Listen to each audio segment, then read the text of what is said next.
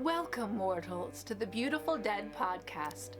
If you've come to this channel, you should stay for several reasons. 1, you love vampires. This is a vampire podcast where we break down movies, TV shows, and books about vampires. We talk about the universe that's been created, how are they made, what rules do they have to follow, and more. Every once in a while, like October, I set aside the fiction and talk about all things vampire. 2, you have a podcast or would like to have a podcast and want to see behind the scenes of recording one. I edit out very little, so you will get to see mistakes and interruptions and learn along with me. Or 3, you're a fan of the podcast and you just want to watch me record it live. Or you like my books and you can't get enough of me. So, if you're still here, I promise it's due to your own free will, and I have not used my powers to keep you here. Now, watch the title cards and listen to the music along with the podcast. I'm gonna go get a bite, and I'll meet you back here, nice and full.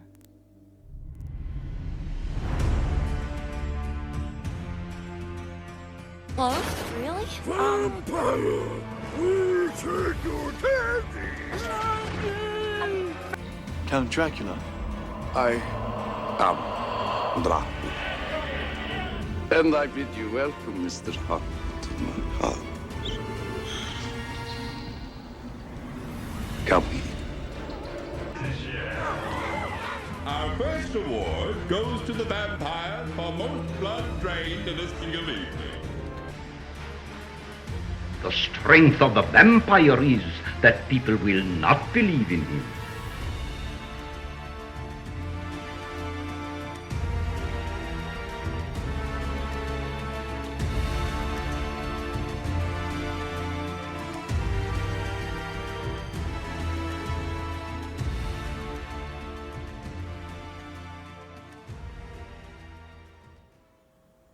Good evening, my fellow vampire lovers. The sun is going down, and you know what that means. It's time for me to record another episode of my podcast, The Beautiful Dead. As always, I'm your host, Lena Nazari. You can find me at lenanazari.com, where there's links to social media and ways to contact me. We are now in our third episode of the vampire Iceberg. So if you have missed the first 2, that is okay. They're not in any particular order, so you can go back and watch these once you're done with this one. But I thank you for being here with me during spooky season as we break down the vampire Iceberg that was created by Reddit user Big Moi. So again, I want to thank that person for creating this so that I can explain it to you.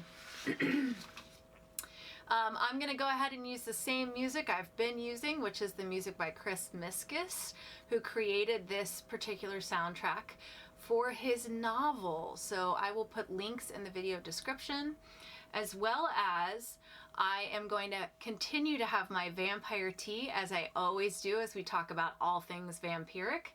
And tonight I'm choosing Brides of the Damned, which is a green tea with apricot and nectarine and a little bit of cranberry, and it's very, very good. And I have it here in my True Blood mug. So there's links to Vampire Tea Company also in my video description. I want to just dive right into this because I got some feedback that I talk a little too much at the beginning of my episodes about appearances and everything that I'm doing. So if you want to know more about that, then just go to lenanazari.com, click on appearances, and you'll know everything I'm doing. Or join my Fanged family to know where I'm going to be next or what's going on with the next book. Speaking of books, come back on October 28th for the first hour of the Bite Shift audiobook, which I've been working really, really hard on. So please come and check it out. All right, we are going to jump right in. Part 3 of the Vampire Iceberg. We are on layer 5 already. Can you believe it? Oh, here comes Juliet. She must have heard me talking. Come on. Come on. Come on. Come here. Okay, she's gonna be weird. So as soon as she gets close to me, I'll take her collar off so you don't have to hear it tinkling in the background. Oh, she's gonna run away. Bye, Juliet. Layer 5. It's dark down here. So we're getting into my favorite stuff, which is the real vampire activity. Let's go ahead and jump into this one. The Highgate Vampire. This is a pretty famous case. I've thought about doing an episode on it myself, but let's go ahead and just do a cursory discussion about the Highgate Vampire. In November of 1968, the London Evening News reported on occult activities happening in a London cemetery. They reported that someone had gathered flowers off of all the different graves and then arranged them into a circular pattern with an arrow pointing at a new uncovered grave, in which they found a disturbed corpse that had an iron stake driven through the heart. Hold on to that information. Then in February of 1970, a letter was published in a newspaper where a man named David Farrant reported he walked past Highgate Cemetery in London, not the same cemetery from the first story, but one nearby. He said, "I walked past the Highgate Cemetery and saw a gray figure, and he deemed it to be supernatural and asked if anybody else had had an occurrence like this."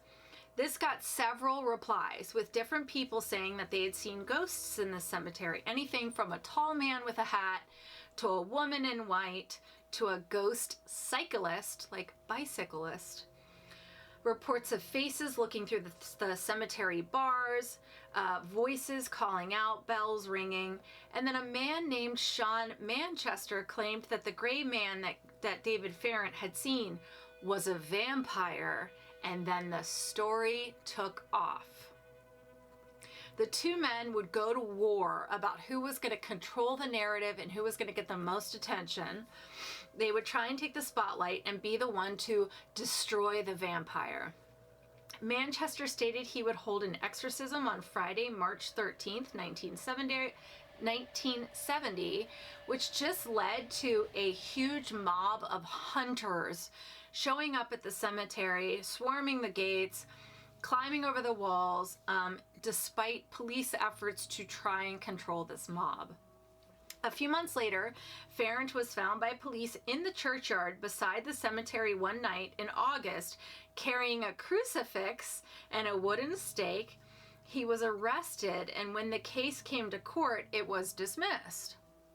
A few days later, Manchester returned to Highgate Cemetery. He claims this time himself and his companions forced open the doors of a family vault, indicated by his psychic helper. At this point in time, he says he lifted the lid off of one coffin, believing it to have been mysteriously transferred there from a previous catacomb. You know, as coffins do, they just move around. He was about to drive a stake through the body it contained when a companion persuaded him to desist. Reluctantly, he shut the coffin, leaving garlic and incense in the vault. Farrant was then jailed in 1974 for damaging memorials and interfering with dead remains in Highgate Cemetery, vandalism and desecration, which he insisted had been caused by Satanists, not him. Many people believe the initial desecration, so go back to that very first story about the occultists. Many people believe that initial desecration is sort of what drove these rumors in Highgate, that somebody leapt on the opportunity to get attention, that it completely got way out of control. And to this day, there are people who believe that Highgate Cemetery has a vampire lurking inside its rows, while other people think that this was just a case of two men fighting for attention. So let me know in the comments what you think if you know about this case. William of Newburgh's vampire accounts.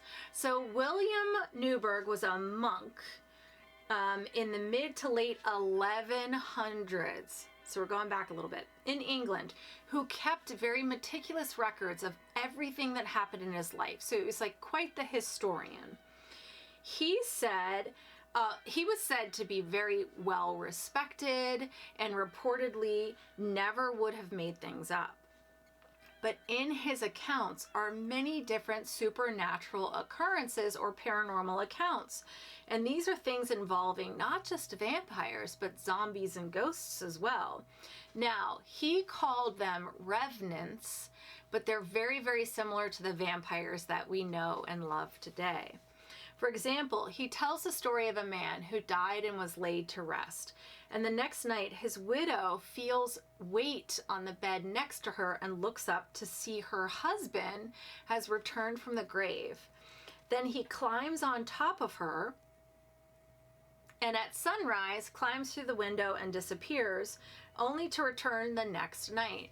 But the next night, he wouldn't find just his wife, but also like a huge group of family who were ready for him.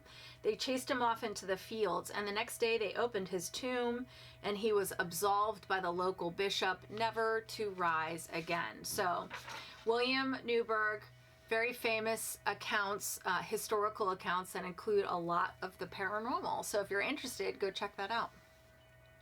Anti-Semitism. I'm pretty sure that this entry on the Vampire Iceberg has to do with the fact that there are many people who believe that Count Dracula in the book is an extremely anti-Semitic character. I don't really want to get into it on this episode, but there's a link in the video description to a really, really good article that lays out all the reasons they believe that Bram Stoker was anti-Semitic and that Count Dracula is based on a lot of the anti-Semitic stereotypes of the time. So you can go check that out. I'm going to move on. Jewett City vampires. Sadly, we've heard stories like this before. So it was the 1840s to 1850s. The Ray family lost so many of its members in Connecticut to tuberculosis or consumption, whatever it was called at the time. In 1854, the remaining family dug up the bodies of those who had passed, believing that they were going to protect themselves from the vampires that were slowly wiping out their family. So they dug up the bodies, they burned all of them, hoping to get the one that was the vampire.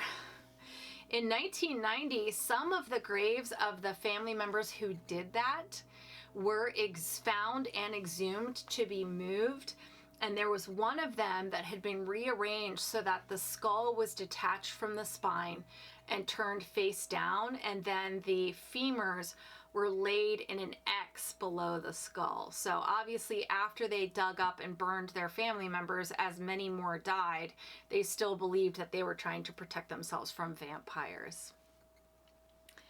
Jure Grando. So I've talked about him before. I talk about him in my vampire panels at cons. I've touched on him before in previous episodes. Jure Grando was a villager in what is now Croatia. He died in 1656, or did he? Because reportedly, the villagers swear that he rose from his grave and came back to terrorize the locals. Not for just like a couple nights, but for 16 years. Reportedly, this guy kept coming back and terrorizing the locals. They say that at least 9 people were taken due to the vampire. And so finally, a bunch of people came together. They went to the graveyard, they opened his coffin, and they decapitated him in 1672. The thing that's interesting about this one, along with some other ones we're going to talk about, is this is very well documented in historical records, which I think makes it really, really interesting. Like, authorities were involved. Eleanor von Schwarzenberg was a member of the royal house in Vienna. Specifically, she was a princess. And it was, there was a documentary in 2007 called The Vampire Princess, and that was actually about Eleanor. They say that she was the inspiration for the Ballad of Lenore, which we talked about in a previous layer. That was the one where the woman cries out to God that her husband died in war, and then the husband shows up on a horse, and then she rides the horse, and then the husband turns into death. That's the one we're talking about. So supposedly she was like the inspiration for this. But I did a little digging, and I wasn't completely sure, other than the Ballad of Lenore, why she was so well connected to vampires and vampirism. I mean, there was a weird story about how she sent servants out to like capture wolves and milk them so she could drink the wolf milk. And at one point in time, she got what I'm pretty sure is cancer and was degrading due to the disease. And she was out looking for healers and herbs and all kinds of like any possible thing she could find to stop the cancer. Like, that was considered occultism back in the time, but other than that, there's not a whole lot to link her to vampires, so we're going to move on. The Shoemaker of Silesia. This was 1591 in Silesia, which is now part of Poland. A shoemaker committed an unaliving to himself by his shoe-making knife to his throat. That's all you need to know. To hide the shame, the family told everybody that it was like a mysterious illness. And instead of everybody just buying that, an investigation was opened. But while this is happening, the shoemaker reportedly starts showing up in the town and harassing people. And not just in their homes, but it was reported that he would show up in their dreams as well and like assault them in their dreams. So finally, investigators said, we're taking the reports very seriously. We're going to dig this guy up. Well, the family knew at that point in time they're going to see the evidence of how he actually died. That's going to bring shame on the whole family. So they were trying to talk the investigators out of doing that. But reportedly, the vampire appearances got worse and worse and worse. And he started to get violent with people, and people would wake up in the night like covered in bruises and cuts. So finally, investigators said, I don't care, we're digging him up. It's been 8 months of him being in the ground, and he was found well preserved. So they decided, like, this guy really is a problem. So they took him and left the coffin open so the villagers could come inspect him every day to see if there was some sort of deterioration occurring or if he was continuing to show signs of vampirism. The appearances didn't stop, and there were no signs of decay. So they said, okay, there's something we have to do something about this guy. So they reburied him under the gallows, thinking that would somehow stop him from rising from the grave. Well, that didn't work. So they pulled him out, they cut off his head and his legs, took his heart, which they report was full of blood, and then they burned everything up, and then the visitation stopped. So that's the Shoemaker of Silesia. Mercy Brown. I definitely want to do an episode on this one. This is a huge thing, but we're going to tap into it really quickly. Mercy Brown was a victim of the vampire hysteria in the New Englands in the the late 1800s, early 1900s. It was Rhode Island, and she was only 19 years old when she died, which is so sad. And she died of consumption, or what we now call tuberculosis. And unfortunately, her mother and her sister also fell victim to the disease. So her father has only a son left, and the son gets really sick. And the townspeople went to him and said, listen, we want to exhume the bodies of your wife and your 2 daughters. We think it's a vampire. So they pulled the 3 bodies up, and Mercy's was the least decomposed, even though she was one of the earliest to die. So they're like, obviously she's a vampire. So they burned her heart and her liver, put the ashes in the drink, and gave it to her brother to drink. But he still died. He still died 2 months later. So like I said in the previous episodes, you think this is like medieval times, but it wasn't. It was like 130 years ago.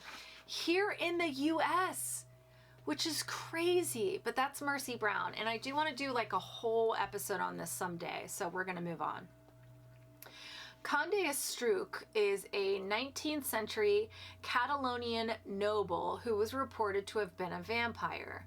Reportedly, he was sent out by the king to fight paganism and witchcraft, but it turns out that like he himself was not the most godly man, and he died on this mission. So as happens to these bad people, especially bad men, he rose as a demonic bloodsucker and started seducing young women, and then reportedly would impregnate them, and then 9 months later they would give birth to like Rosemary's Baby.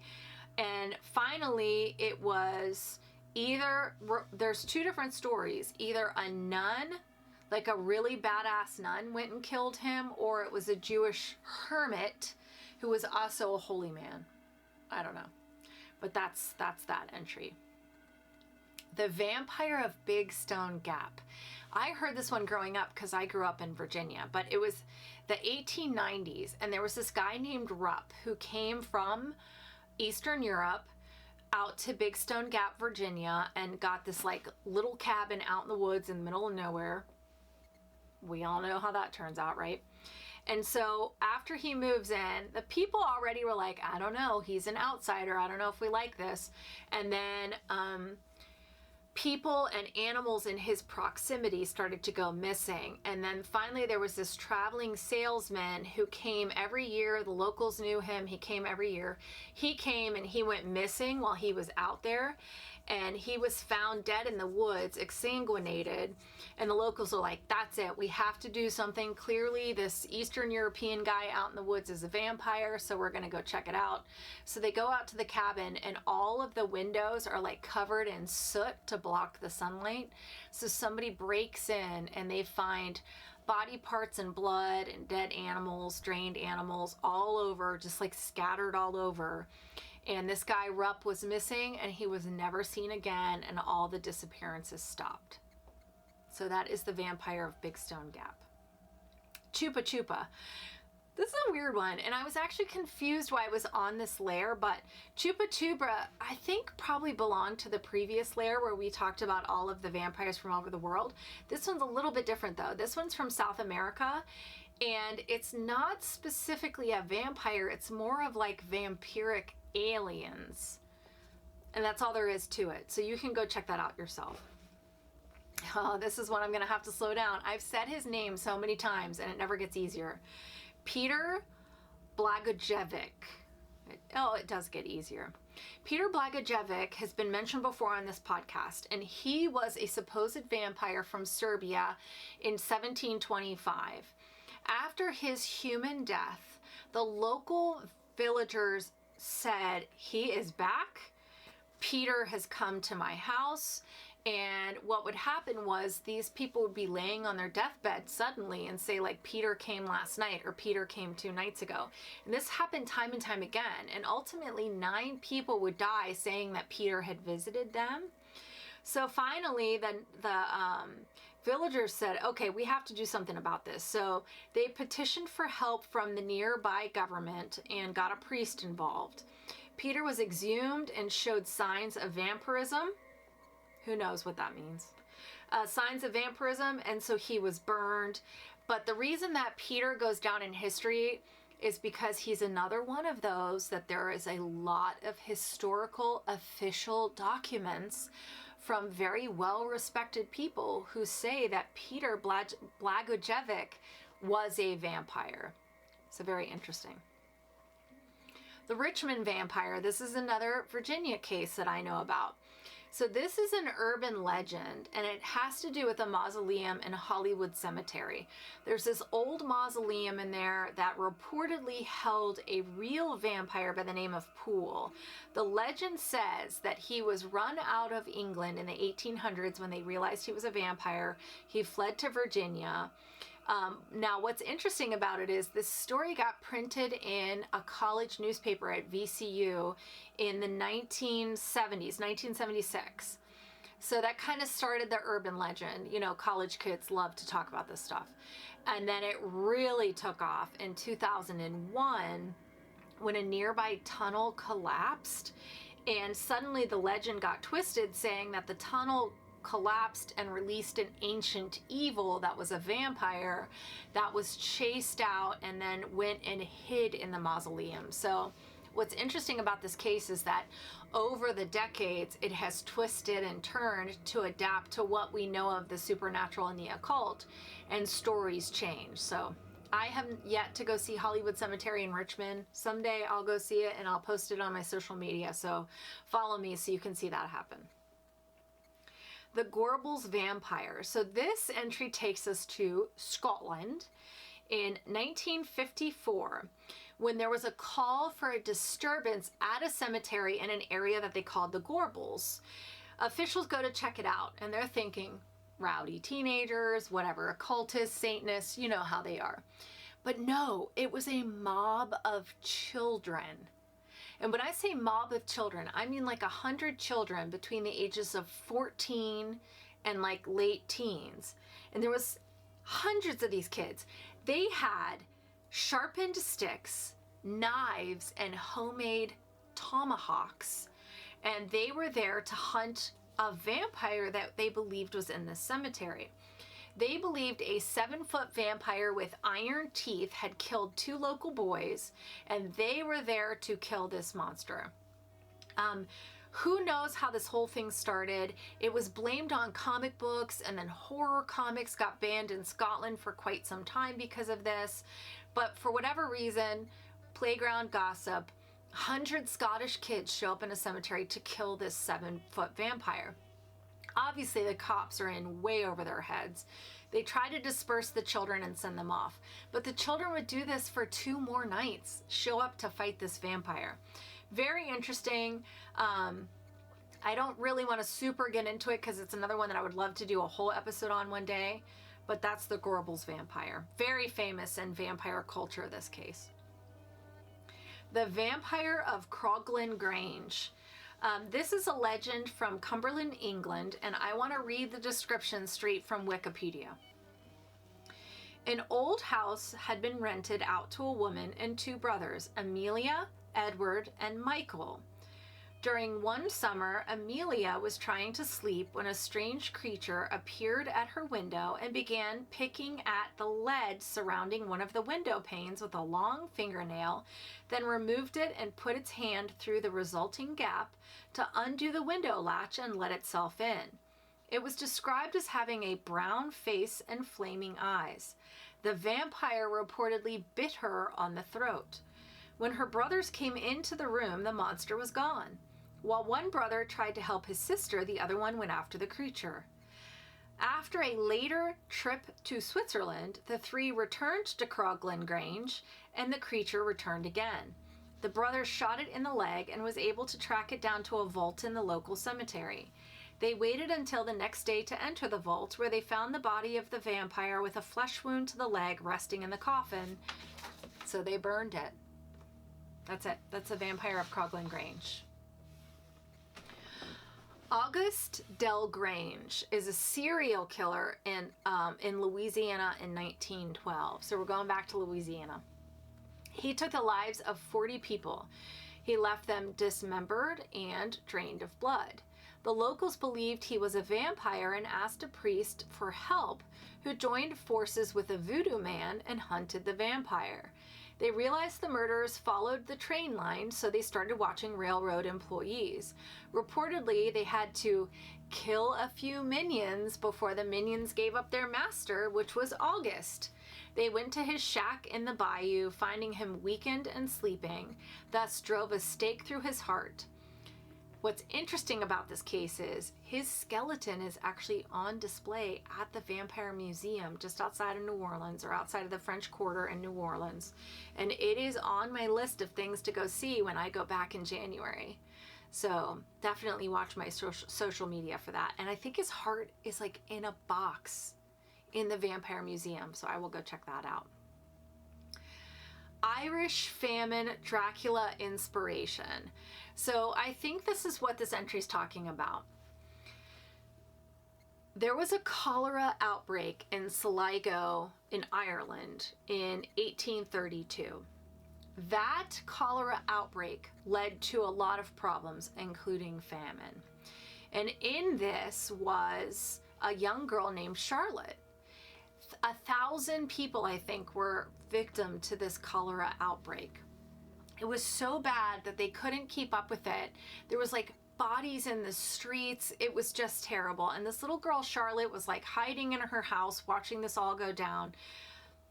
She told stories of people being buried alive, people dying in the street, piles of bodies, to her son.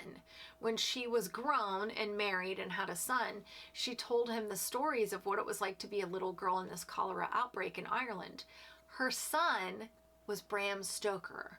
So it is very, very well believed, and I'm sure it is true, that his fascination with these macabre stories of what his mother went through and what death looks like in a huge number, his macabre interest in that, I'm sure, led to him eventually writing Dracula. So I think that's what that is referring to. The Blow vampires. So Blow is B-L-O-W, but I've also seen B-L-A-U, Blau. The Blow vampire is another story of a man in a small village dying and returning. This one was in Bohemia in 1706. The locals say that they would be walking down the street and see this man that they knew was dead, and he would call out their name, and then within days they would die. He was exhumed, a stake was driven through his heart, but it didn't stop him. It just pissed him off. So reportedly he came after his attackers like with the stake still sticking out of him. So finally they got to his sleeping body, they gave it to an executioner who pierced it with all these white thorn stakes all over him, then burned it. And it's reported that the townspeople could hear him screaming as he was burned. So clearly not dead. And my battery is about to die, so I'll be right back. All right, Arnold Powell. This is another one that I've talked about before, so I'm just going to cover it very quickly. Arnold is another Serbian vampire. This was from 1726, who rose after death. Reportedly, he killed 16 people before he was finally destroyed. This is another one that is really famous because there was so many professionals involved in this. Well-respected men. They got people from the Austrian government involved. It's very well documented that Arnold was a vampire. Even doctors documented that this was a vampire and they had to destroy the vampire. So that's why he's kind of a famous case. Sava Savanovic. This is another Serbian vampire case. And reportedly, either he was the first vampire in the vampire hysteria that happened in the Serbia area, or close to, because he was pretty close to that Peter Plagojovic. Sava reportedly lived in an old water mill, and whenever the local millers would come to mill their grain, he would then attack and feed on them. So he was one of those that, interestingly enough, would inspire a film, which we're going to talk about on another layer. But more interesting than that, in 2010, the city of Valjevo chose him as their mascot. It's a city with a vampire mascot. We have to go check that out someday. Moving on, Countess Elga. In the early 1900s, this was in the Carpathian Mountains, so it's perfect, right? It's the Carpathian Mountains, and there's a sign that there's a vampire in the area. And when I say there's a sign, it was that kids were dying at a faster rate than usual, so there must be a vampire involved. So at first, the villagers thought, well, it has to be the Count. The Count just died, and he is now coming back as a vampire to kill our children. So they get a German vampirologist involved. His name is Franz Hartmann, and he thought differently. He came back and said, no, I've looked at all the evidence. It's the Count's daughter, the Countess, who had died of a horseback riding accident before the Count died. And she's the one that is the vampire. So the villagers said, screw it. They burned the whole castle down. So whether it was the Count or his daughter, doesn't matter, because they burned the whole castle down to the ground and the vampire attacks stopped. Zerovic was a Slovenian man who died in 1965, only to return from the grave and go visit his wife. Could you imagine? Like, you bury your husband and he shows up the next night. I don't, how do you even react to that? Anywho, some old men who are still alive on that day and are familiar with Zerovic testified that they can sometimes see him just like sitting on a rock near his house, watching people walk by. Interestingly enough, a lot of people who reported seeing him said he was only wearing one sock. I don't know what that has to do with vampires. So finally, the local church authority exhumed the corpse, pierce it with a hawthorn stake, and return him to the grave. He was never seen again, but it is said that his wife went mad from extreme sadness. So that's really sad. And that's also the end of Layer 5. So we did it. Layer 5. We're just going to keep on going because we're having so much fun, right? Layer 6. Are we even safe down this far? Layer 6 is actually like different news reports that have to do with vampires. This one's kind of fun. So we're going to jump in and talk about it. Serbian man dies of fright while watching Leptirica. So Leptirica is a Yugoslavian horror film. I think it's their first ever horror film in Yugoslavia. It's from the 70s. And reportedly, a man in Macedonia died of fright while watching this. The reason it's on this layer is because the movie is based on that Sava Savanovic, the one that was the vampire that lived in the mill and then would kill the millers as they came to do their jobs. It's actually based on him, but what they did was they have like a young love romance happening in the midst of the vampire attacks and the vampire needing to be defeated. I think I need some vampire tea. As Hollywood does. They added love to this whole thing. But the reason it's on this is because reportedly it was so scary that a man died of fright. Now, I did some digging. There's no actual proof this ever happened. And I'm sorry, but I've heard this before with so many movies. Like apparently The Exorcist killed somebody and The Conjuring killed somebody. Who knows? But it's on the Iceberg, so we're going to talk about it. This one's fun. Ashwangs in a truck. I had never heard of this, so diving in, I was having a lot of fun with this one. Let's go back to Layer 4. You remember that ashwangs are Filipino creatures, and it's like a group, it's like a species, and then they break down into different types. So there's one that's kind of ghoul-like, then there's one that's more like a werewolf, and then there's one that's kind of vampiric. Anywho, there was a text message going around in 2014 that appeared to be from the, I'm sorry, I know I'm going to butcher this, the Tanawana City Police. And apparently it was warning the people of the area about being out at night. It said like, do not go out at night. There is a truck full of ashwang out there. Be careful. This is not a hoax. Well, of course it was a hoax. It was a hoax, but that's pretty funny. It wasn't ashwangs, but oh my God, how amazing. And apparently ashwangs can shapeshift. So if you see a truck full of people, who knows? Maybe they're ashwangs. I don't know. If you're from the Philippines and you got this text, oh my God, please reach out to me. I have to talk to you. Moving on, fairy blood cakes.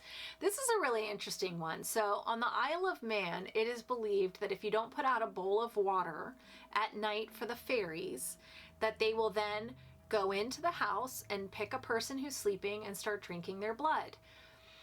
So it's on you if you don't put out a saucer of water. But the fairy blood cakes is they believe that sometimes the fairies will take the blood of their victim and bake a cake and then hide it. And if you don't find the cake and eat it, then you will die. That's nice. Fairy tales. I love it. All right, Kansas City bloodsuckers. I have no idea what this is referencing. I did some time looking and finally I was like, I need to move on. At first I thought it was Mark Sappington, but he's the Kansas City vampire. not the Kansas City bloodsucker. And the next layer is serial killers. So if it was him, I would think it would be on the next layer. So I looked, I couldn't find it. So if you're the creator of this Iceberg, please let me know what you mean by Kansas City bloodsuckers, because I'm not sure what you're talking about. So we're going to move on. Terrified Brits report vampires and vampire sheep to 999. Now, if you don't know, in the United Kingdom, 999 is like our 911. And apparently in May 2021, the height of the pandemic, so like city officials weren't dealing with enough, there was a whole bunch of phone calls coming in. And one woman reported there was a vampire sheep on her porch. And then another woman said there was a vampire just like standing in her living room. So what was happening? What was happening? Were you guys all high? Or were you just like going insane from being locked in? Please, UK, reach out to me and tell me what the heck that was, because that's amazing. I might have to do some more looking into that one and do an episode on that one, because that's amazing. Vampire pumpkins, watermelons. We have talked about this before on this podcast. So there is a belief in the Balkans that if a gourd, a watermelon, a pumpkin, inanimate objects are left out under the full moon or left out too long, that they will turn into vampires. So if you're wondering, here in October, how can I tell if my pumpkin is a vampire? Well, if there's a drop of blood on the skin of the gourd, then you know it's about to turn into a vampire and you need to get rid of it. But that's what that is referring to. The botched burial and destruction of Mykonos. You guys know how much I hate this word. Virakalakis. Virakalakis. Oh, I hate that word. As somebody who has a vampire podcast, I should be a lot better at saying that one. Virakalakis. The botched burial destruction of Mykonos Virakalakis. So, Mykonos is a Greek island, right? The year is 1701, and there's this well-respected botanist who comes to the area studying plants, I don't know, whatever botanists do. And he came across something that would change his beliefs and is well documented. He reports there was a dead man who was up and walking around, and it was a vampire who was tormenting his village. So the villagers go to the local butcher and they decide, we're going to slice him open and take his heart. Well, when they go to do it, the butcher showed how ignorant he was. He completely botched it. He didn't know how to get to the heart right away. So he ended up like organs and intestine and blood are flying everywhere as he's trying to find the heart on the screaming vampire. It's sprayed everywhere. Once they got it, they took the heart out to the beach and burned it. But unfortunately, this man rose again as a Virakalakis. And he was pissed. He was pissed about what the village had put him through. So this time, they all come together. They said, we kind of messed this one up. We made things so much worse. They got a hold of the whole vampire, pierced him with Christian swords, soaked him in holy water, and then burned the whole body. And then finally, they ended the reign of the Virakalakis of Mykonos. Oh, dear God. Nicolae Ceausescu was a potential vampire. So he was a Romanian communist dictator who reigned from 1965 to 1989. He and his wife were finally sentenced to war crimes and executed, but apparently he was not a good person. He believed Vlad Tepes was a hero. He commemorated him on a stamp in 1976, which is fine. There's a lot of people, especially in Romania, who look back on Vlad Tepes and say, you know, he did what he had to do to protect his people. That's not the problem. The problem is that he was behind mass genocide, subversion of power, undermining the national economy. And then once he was like called out, instead of being a man, he tried to flee persecution of his crimes. He tried to flee responsibility and accountability. Because he ruled Transylvania, there's long been rumors that this man was a vampire, but there's not much more to that. And I can't find any evidence of anything other than the fact that people said he's a vampire. So it's a rumor. That's the end of Layer 6. Oh my gosh, we only have one more layer to go. So I hope you will come back here next week for the final, deepest layer of the vampire iceberg. As we count down to Halloween, please let me know what your favorite topic has been.